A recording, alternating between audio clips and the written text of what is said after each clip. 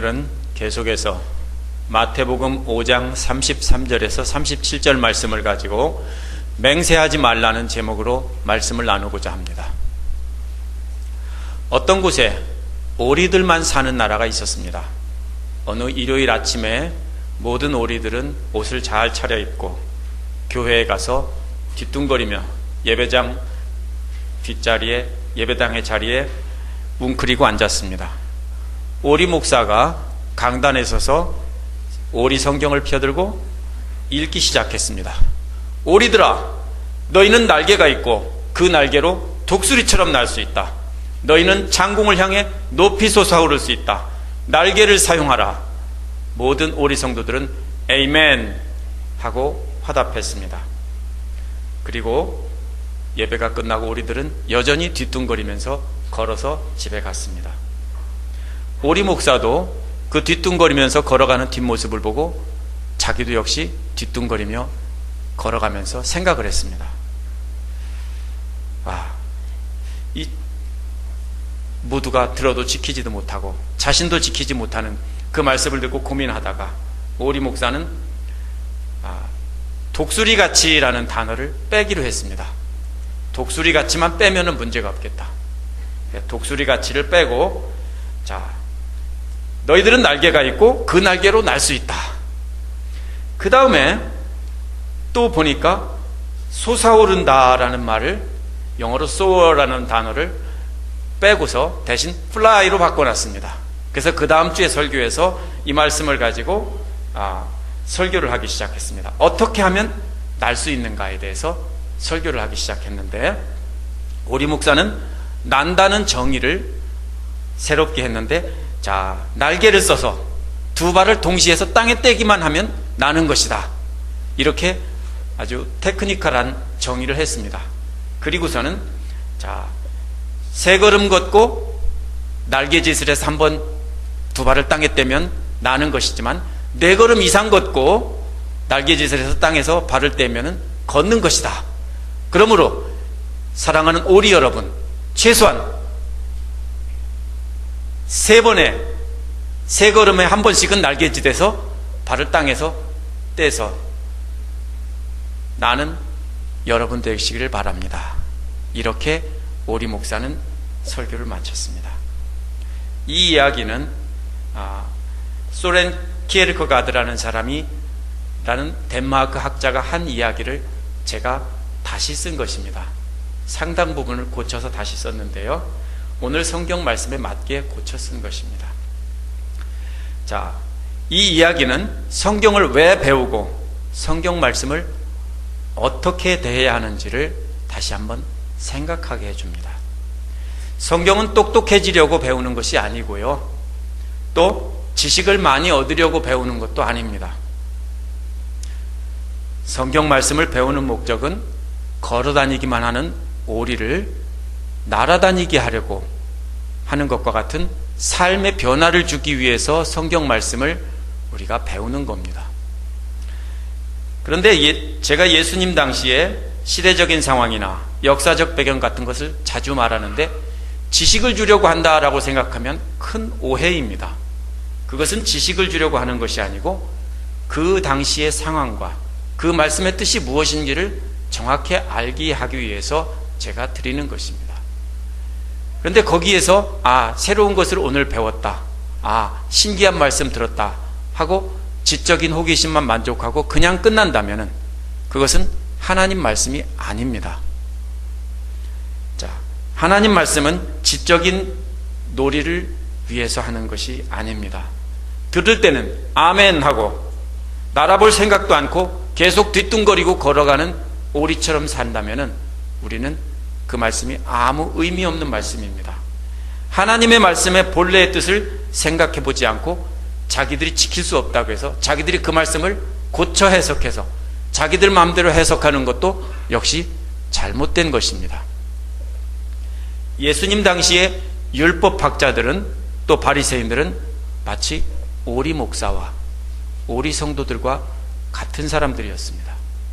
하나님 말씀을 그대로 지키는 것이 너무 힘들다고 느껴서 이들은 구약의 율법을 고쳐놓았습니다. 그리고 지키기 쉽도록 바꿔놨습니다. 하나님의 본래의 뜻을 왜곡시킨 겁니다. 이렇게 왜곡시켜 놓고서 자기들은 그 계명을 지켰다라고 하기 위해서 왜곡시킨 겁니다. 그리고서는 자기들이 하나님 계명을 몇 개를 지켰다, 빠짐없이 지켰다, 이렇게 자랑하기 위한 것이었습니다. 33절은 율법학자와 바리새인들이 왜곡시켜 말로 전해주던 율법을, 바로 율법을 예수님께서 말씀하신 겁니다. 33절 함께 읽어보겠습니다.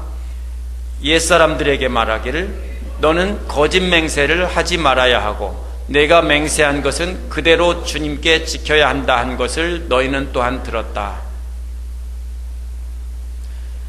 자, 이 말씀은 레위기 19장 12절과 민수기 30장 2절을 합한 것인데 원문을 그대로 쓴 것이 아니라 그것을 줄여서 약간 왜곡시킨 것입니다. 어떻게 왜곡시켰는지 한번 보시겠습니다. 함께 레위기 19장 12절과 민수기 30장 2절을 읽어보겠습니다. 시작. 나의 이름으로 자, 다음에 있습니다. 시작. 나의 이름으로 거짓 맹세를 하여 너희 하나님의 이름을 더럽혀서는 안 된다. 나는 주다. 민수기 30장 2절이요.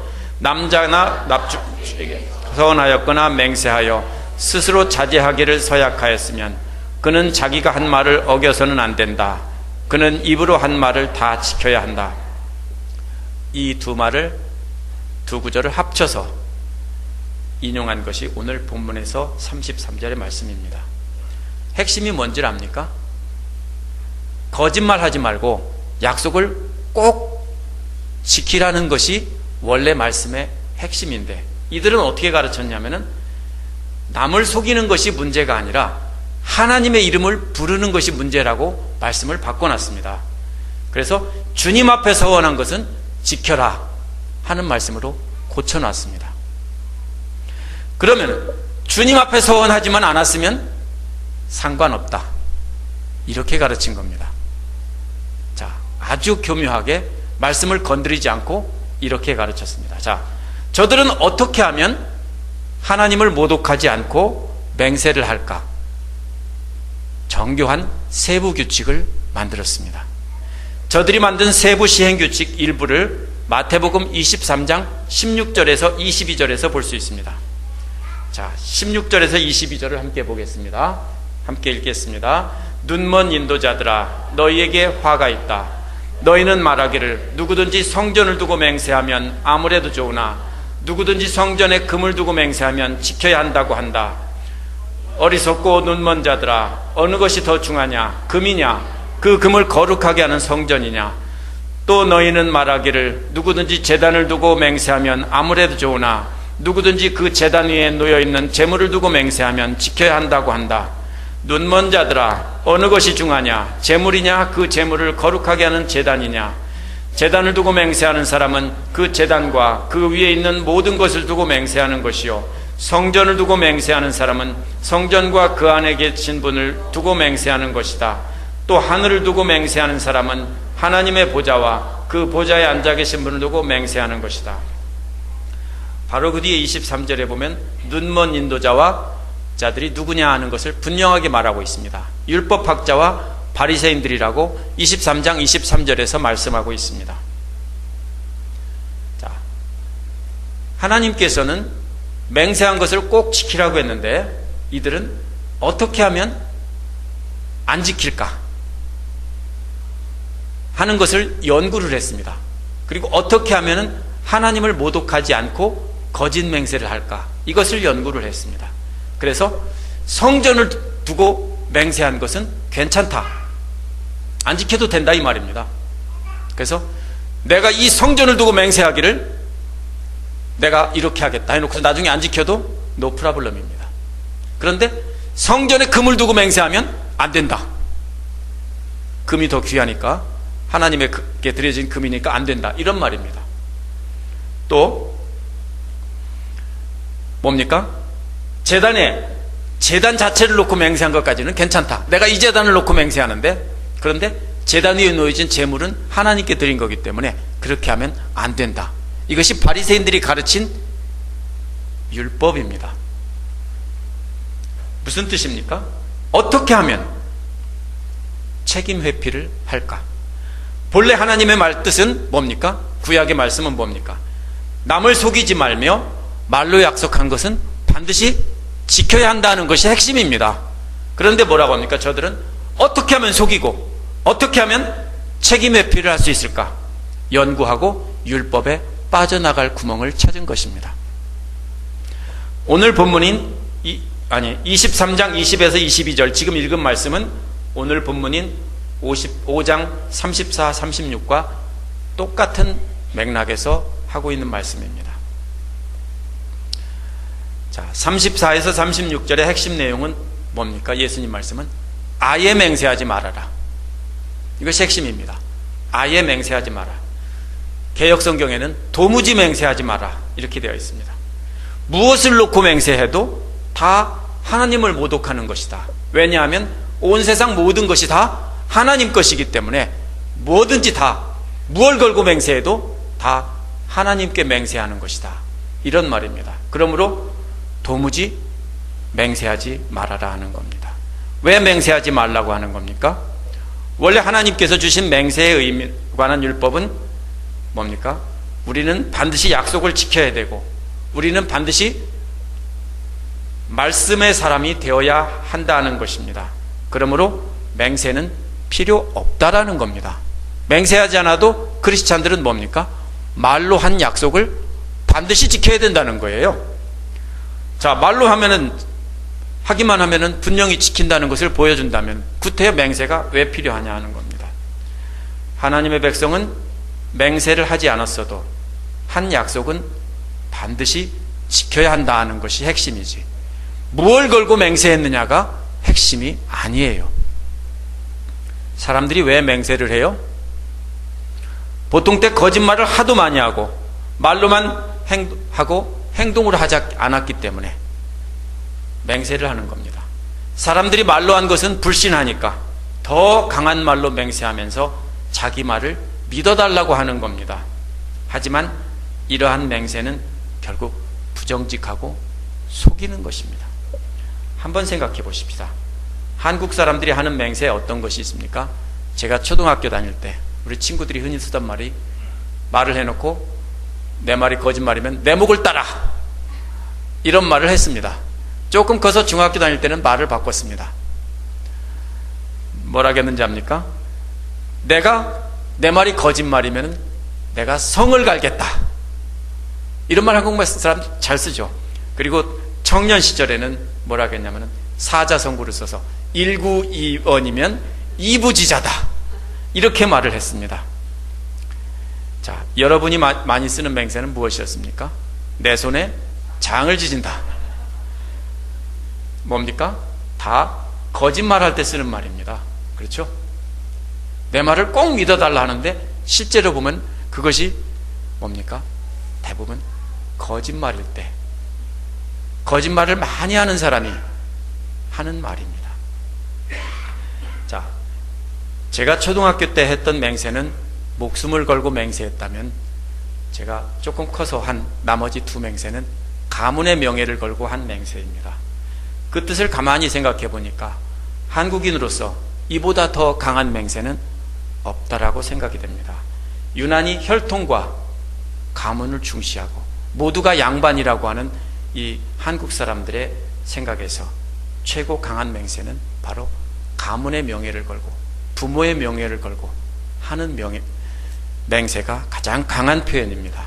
근데 유대인들은 하나님을 믿고 하나님을 섬기던 사람들이기 때문에 그들에게서 가장 건드릴 수 없는 신성불가침인 것은 바로 뭐냐면 하나님의 이름입니다. 그래서 그들은 하나님의 이름을 두고 맹세를 했고 또 그런 맹세를 지키지 않으면 너무나 두렵잖아요. 무섭잖아요. 그러니까 뭡니까? 살짝 말 바꿔서 하나님이 계신 이 성전을 두고 내가 맹세한다. 내가 이 하나님의 성전이 계신 이 제단을 놓고 제물을 올려놓는 제단을 놓고 내가 맹세한다. 이렇게 말 바꿔서 맹세를 해놓고 괜찮다라고 한 겁니다. 자, 만약에 평소에 행동으로 보여주고 한 번 한 약속은 반드시 지켰다면 구태여 맹세가 필요 없습니다. 그렇죠? 이렇게 극단적인 맹세까지 하면서 믿어달라고 하는 것 자체가 사람들이 평소에 얼마나 말로만 하고 행동을 안 했으면 이렇게 했을까 하는 것입니다. 그래서 예수님은 이렇게 악한 율법 학자들과 바리새인들을 보고 당신의 제자들에게는 절대로 맹세하지 마라, 도무지 맹세하지 마라, 이렇게 가르치고 있는 것입니다. 오늘날 우리는 어떻습니까? 혹시 율법 학자들과 바리새인들을 닮지는 않았습니까? 30년 전만 해도, 제가 조금 젊었을 적에 30년 전만 해도 한국에서 기독교인이라면 불신자들까지도 정직한 사람, 이렇게 인정을 했습니다. 그리고 점잖은 사람은 목사 같다, 이렇게 말을 했습니다. 근데 오늘날은 기독교인이라면 못 믿을 사람, 불신자만도 못한 사람, 목사라면 사기꾼, 이렇게 보는 사람들이 많아졌습니다. 한국만 그렇습니까? 미국도 마찬가지입니다. 미국의 수많은 사람들이 이름만이 크리스찬이고 거짓말을 밥 먹듯이 하고, 또 뭡니까? 대형 사건이 터질 때마다 보면, 조사해 보면 크리스찬이 아닌 사람이 별로 없습니다. 하지만 아직도 미국에서 소수의 크리스찬들은 신실한 크리스찬들이 있습니다. 그들이 있기 때문에, 그들의 기도가 있기 때문에 제가 미국이 오늘날까지 이렇게 건재하다고 생각합니다. 자, 왜 이렇습니까? 왜 이런 일이 생겼습니까? 이름만 크리스찬은 참 많은데 진정한 크리스찬, 말로 하지 않아도 모두가 믿어주는 그런 크리스찬은 정말 적습니다. 이것이 오늘날 현실입니다. 왜 그렇습니까? 말로만 하고 행동은 안 하기 때문입니다. 그래서 우리 주님은 우리에게, 바로 여러분에게 말로 하지 말고 행동으로 해라 하는 말입니다. 말로 하지 말라는 겁니다. 자, 맹세하지 말라는 말은 말로 하지 말고 행동으로 보여줘라는 말이 숨겨져 있는 겁니다. 도무지 맹세하지 마라, 이 말은 행동으로 보여줘라, 이 말입니다. 왜냐하면 이렇게 강한 어조로 맹세는 주로 사기꾼들이 쓰는 상투적인 그러한 말입니다. 그래서 A.M. 헌터라는 신학자는 맹세는 사람들이 너무나 자주 거짓말을 하기 때문에 생긴다. 거짓말을 너무 많이 하기 때문에 맹세가 생긴다라고 말했어요. 자, 이렇게 하면은 한 가지 의문이 들지도 모릅니다. 왜냐하면 하나님도 맹세를 했기 때문입니다. 창세기 22장 16절에서 17절에 보면 외아들을 아끼지 않고 하나님께 드린 아브라함에게 큰 복을 줄 것을 맹세를 하셨습니다. 하지만 이 맹세는 하나님의 말을 믿어달라고, 하나님의 말에 신뢰감을 더하기 위해서 하나님이 그동안 못 믿을 행동을 많이 했기 때문에 이번에는 진짜다라고 이렇게 맹세한 것이 아닙니다. 이것은 믿음이 없는 아브라함에게 믿음을 확인시켜 주기 위해서 맹세를 하신 것입니다. 구약의 사람들은 맹세를 할 때 뭡니까? 계약을 맺었습니다. 짐승을 잡고 목을 따면서 피를 쏟으면서 맹세를 했고, 짐승을 반 쪼개면서 맹세를 했습니다. 이 말이 뭡니까? 제가 어릴 때 내 말이 거짓말이면 내 목을 따라 하는 말과 똑같은 말입니다. 자, 한번, 그런데 뭡니까? 하나님께서는 그래서 하신 것이 아니라 믿음이 없고 연약한 우리에게 안도감을 주고 확인시켜 주려고 주신 것입니다.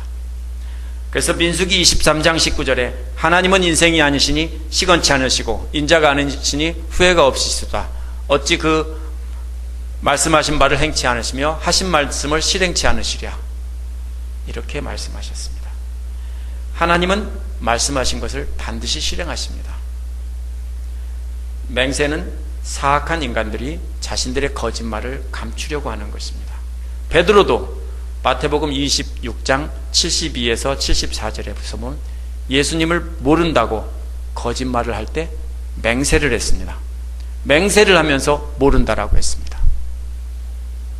하지만 명백한 거짓말이라는 것을 저와 여러분은 압니다. 그래서 예수께서 아예 맹세하지 말라고 한 겁니다. 5장 34절에서 36절은 하나님께 맹세하면 안 되지만 하늘이나 땅이나 예루살렘이나 자신들의 머리를 두고 맹세한 것은 괜찮다라고 말한 악한 인간들에게 하신 말씀입니다. 어느 곳에도 하나님이 계시지 않은 곳이 없기 때문에, 하나님의 것이 아닌 부분이 없기 때문에 절대로 어느 것을 두고도 맹세하지 말라는 것이 바로 오늘 주님의 가르침입니다. 그래서 5장 37절은 오늘 말씀의 결론이고 행동 지침입니다. 함께 읽어보겠습니다. 시작. 너희는 예할 때에는 예라고 말만 하고 아니오 할 때에는 아니오라는 말만 하여라. 이보다 지나치는 것은 악에서 나오는 것이다. 예 아니오만 하라는 말이 무슨 뜻입니까? 남을 속이기 위해서 말장난하지 말고 명백한 진실만 말하라는 것입니다. 명백한 진실만 말하지 않고 말장난하려는 것은 다 악에서 나오는 것이다. 무슨 말입니까? 우리가 행동으로 보여주지 않고 듣기 좋은 말로만 앞세울 때는 우리는 사탄의 추종자인 셈이다, 이런 말입니다. 왜냐하면 요한복음 8장 44절에서 사탄은 거짓말쟁이며 거짓의 아비라고 말하고 있습니다. 창세기 3장에 보면 하나님은 선악을 알게 하는 나무 열매만 빼놓고 다 먹으라고 했습니다. 다 먹되 선하게 알게 하는 나무만 먹지 마라 이랬습니다. 사탄이 뭐라고 질문했습니까? 다 먹지 말라고 하더냐? 이렇게 불신을 조장합니다. 하나님이 다 먹지 말라고 하되? 부정적으로 물으며 유혹을 시작합니다. 사탄은 뭡니까? 하나님 말씀에 빈틈을 찾아서 그것을 물고 여러분들을 어떻게 합니까? 유혹합니다. 바리새인들처럼 말장난으로 하나님의 말씀에 빈틈을 찾고 왜곡시켜 죄짓게 하는 것은 결국 사탄의 뭡니까? 추종자들입니다. 그러므로 우리는 명백한 진실만을 말하고 빈틈을 찾으려 하거나 말장난해서는 안 됩니다. 그런데 크리스찬들이 왜입니까? 수많은 크리스찬들이 거짓말을 합니다. 그렇죠? 돈을 더 벌기 위해서 거짓말하고, 더 높은 지위에 오르기 위해서 거짓말하고, 선거에서 당선되기 위해서 거짓말을 합니다.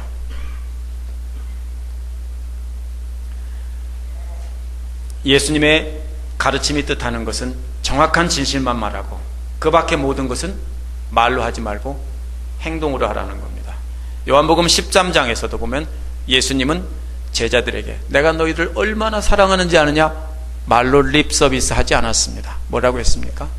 허리에 수건을 두르고 종의 모습으로 제자들의 발을 씻겨주고, 그 다음에 뭐라고 했습니까? 내가 너희를 사랑한 것 같이 너희도 서로 사랑하라. 이것이 요한복음 13장에 나온 말씀입니다. 우리 주님께서는 한 번도 말을 앞세우지 않으셨습니다. 행동으로 보이셨습니다. 여러분의 신뢰도를 한번 점검해 보십시오. 가정에서 여러분의 남편이나 아내나 자녀들에게 내가 오늘부터 이렇게 살겠다 라고 말할 때 여러분 가족이 그 말을 전적으로 믿어준다면 여러분은 신뢰도가 높은 사람입니다. 또 교회 안에서 믿음의 형제 자매들에게 내가 이제부터 과거의 잘못을 회개하고 내가 이제부터는 바르게 살겠다라고 말을 했을 때 모두가 믿어준다면 여러분은 신뢰할 만한 사람입니다. 그런데 만약 다른 사람들이 그 말을 어떻게 믿지? 두고 봐야 알지. 얼마나 갈까? 이렇게 말한다면 여러분은 어떻습니까? 신뢰도가 없는 사람입니다. 어떻게 회복하겠습니까? 이것이 웃으신 분들은 자기 얘기인지 남 얘기인지, 자, 저도 마찬가지입니다. 모두가 그렇게 신뢰도가 없습니다. 어떻게 회복하겠습니까? 형제자매에게 내가 진심으로 회개했다. 내가 이제부터는 나는 이렇게 살겠다. 라고 또다시 맹세를 하시겠습니까? 아니요. 그렇게 하지 마시기 바랍니다. 절대로 그렇게 하지 마시기 바랍니다. 그것도 지키지 않으면 헛맹세입니다. 이는 마치 아멘 하고 외쳐놓고 지킬 생각도 않는 오리들과 똑같은 모습입니다. 말로만 하는 사람들은 맛을 잃어 길거리에 버려지는, 그래서 밟히는 소금과도 같은 사람들이고 꺼진 등불과도 같은 사람들입니다. 배터리 없는 플래시라이트하고 똑같은 사람들입니다. 주일마다 설교를 듣고 좋은 말씀이다, 은혜 받았다 라고 하고 그걸로 끝난다면 우리는 오리 목사와 성도와 똑같은 사람입니다. 이러한 우리들을 보고 세상 사람들은 뭐라고 합니까? 예수쟁이, 말쟁이라고 말합니다.